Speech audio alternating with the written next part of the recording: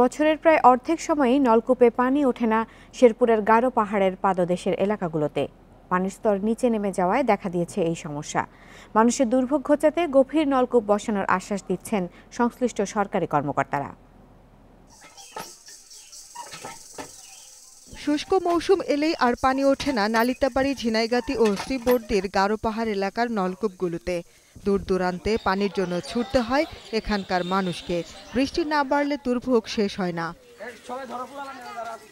সংকটের মুখে অনেকেই ঝর্ণা ও কুয়োর পানি খেয়ে আক্রান্ত হচ্ছেন পেটের পীড়া সহ নানা সমস্যায়। কুয়ার পানি খাই, তারপর কুয়ার পানি তো শেষ হয়ে যেতেছে গা। টিউবওয়েল তো বসান যায় না, পাথর নিচে পাথর আছে। খাওয়া দাওয়ার পানি, গোসলের পানি, পোলাপান গোসল করান যায় না, খুব কষ্ট। দূরান্ত থেকে পানি নেসতে হয়, নেসে তারপরে আমাদের খাইতে হয় অথবা কাপড় চোপড় দিতে হয়। গারো পাহাড় এলাকায় ভূগর্ভস্থ পানির স্তর এমনিতেই নিচে, তারপরও শুষ্ক মৌসুমে পানির স্তর আরও নিচে নেমে গেলে বাড়ে সংকট।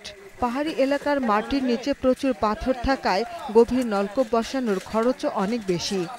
কিন্তু এই মুহূর্তে কোনো বরাদ্দ নাই, তো আমি স্পেশালভাবে ওখানে একটা গভীর নলকূপের ব্যবস্থা করতেছি। যেখানে যে প্রবলেমটা আছে, এই গভীর নলকূপটা আমি খুব দ্রুত করে দিচ্ছি যাতে ওখানকার পানির সমস্যাটা সমাধান হয়।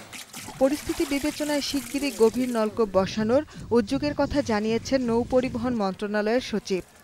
আরও বেশি জলধার সৃষ্টি করব, লেক সৃষ্টি করব, যাতে এই বর্ষাকালে যে পানিটা আমরা পাবো, বৃষ্টির সময় যে পানিটা পাবো, সেই পানিটা আমরা যেন সংরক্ষণ করতে পারি। স্থানীয়রা বলছেন, গভীর নলকূপ বসানো হলে খাবার পানির সংকট মেটার পাশাপাশি সুবিধা পাওয়া যাবে কৃষিকাজে। Independent news desk.